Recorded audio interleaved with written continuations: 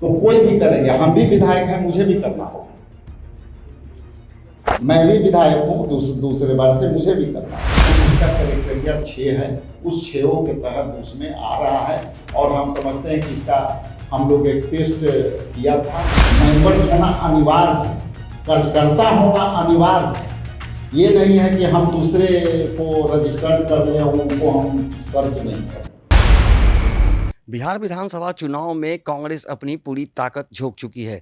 लगातार कांग्रेस के द्वारा कई कार्यक्रम आयोजित किए जा रहे हैं, जिसमें राहुल गांधी सहित कन्हैया कुमार को भी शामिल किया जा रहा है। लेकिन अब इस चुनाव में अपनी उम्मीदवारों को लेकर के अब एक नई रणनीति तैयार की है और QR कोड जारी किया है। बता दें कि कांग्रेस ने अपने विधानसभा चुनाव में उम्मीदवारों के चयन के लिए अब QR कोड जारी किया है और उस QR कोड के जरिए ही अब विधायकों के उम्मीदवारी के लिए आवेदन लिए जाएंगे। इसकी जानकारी आज बिहार कांग्रेस कमेटी के प्रदेश अध्यक्ष राजेश राम ने दिया। इस तमाम मुद्दों को लेकर क्या कुछ कह रहे हैं राजेश राम, आइए सुनाते हैं।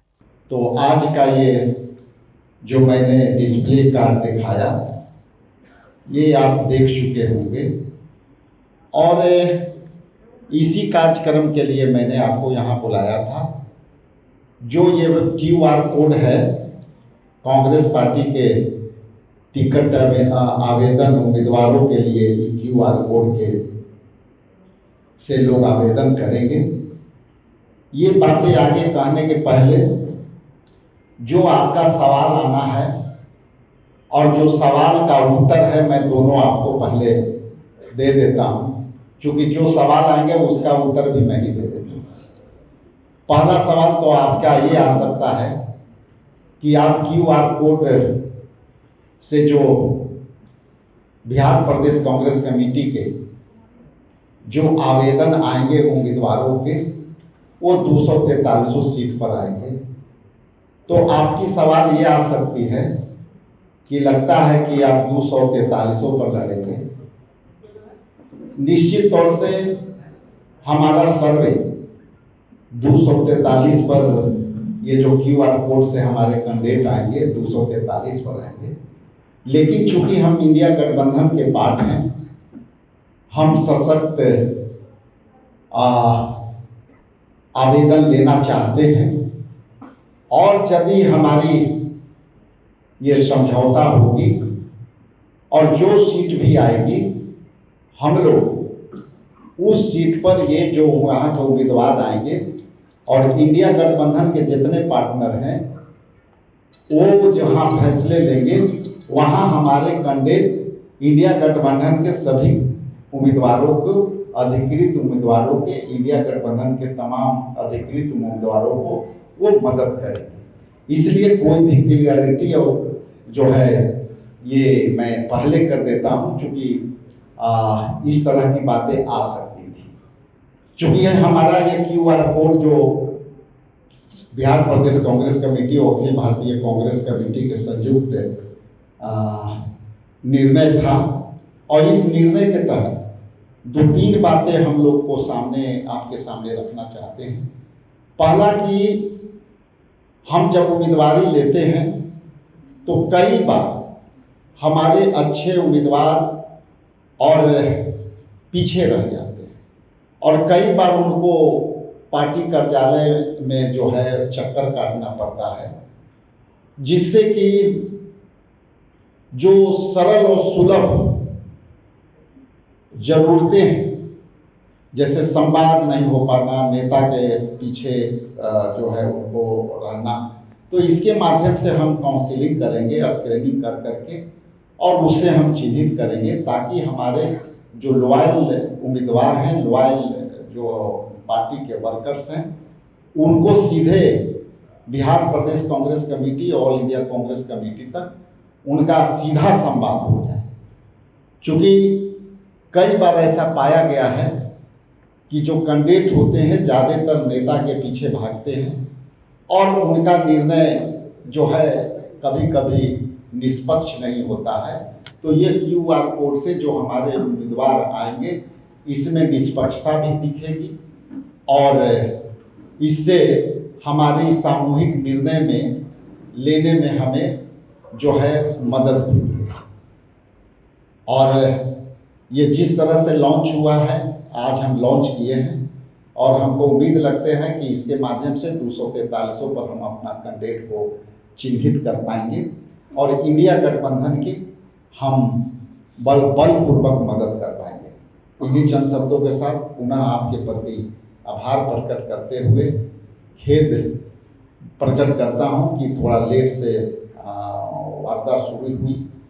यदि कोई क्वेश्चन है, क्लियरिटी है तो आप पूछ सकते हैं। ये ऑल ओवर जो है इंडिया से कोई भी कहीं से क्यूआर, चूँकि ये गूगल जो है सीट से खुलेगा, गूगल से इसका कनेक्ट है। लेकिन जैसा कि मैंने कहा कि बिहार के लोग ही कहीं से कर सकते हैं, इसका कोई पैमाना नहीं है कि कोई यहीं बैठ के करे। हमको उसके माध्यम से ये बल मिलेगा कि हम अपने कैंडिडेट को उनकी योग्यता के आधार पर, उनकी क्षमता के आधार पर हम उसको चिन्हित कर करके, पहचान कर करके लाभ। योग्यता और क्राइटेरिया क्या कुछ होगा? क्राइटेरिया उसमें सारे निर्धारित हैं। वो क्राइटेरिया जो है, जैसे कार्यक्रम में सामुदायिक कार्यक्रम कितने किए हैं, आप कांग्रेस पार्टी से कितने दिन से जुड़े हुए हैं, आप झंडा कार्यक्रम चल रहा है अभी, हर घर झंडा कार्यक्रम, उसमें कितने झंडे लगाए हैं, कार्यक्रम के सारे फोटो को अपलोड करना है, तो उसका क्राइटेरिया 6 है। उस 6 के तहत उसमें आ रहा है और हम समझते हैं कि इसका हम लोग एक टेस्ट किया था और उसमें बहुत उत्साहजनक रिजल्ट आई है। और हम समझते हैं कि इस लॉन्चिंग के बाद जो आपके माध्यम से जो जाएगा, बहुत बड़े पैमाने पर हमारे लोग इससे जुड़ेंगे। जो आपने कहा जो सभी लोग आवेदन कर सकते हैं, कहीं से भी कर सकते हैं, क्या कांग्रेस का मेंबर होना अनिवार्य है या फिर कोई भी लोग कर सकते हैं?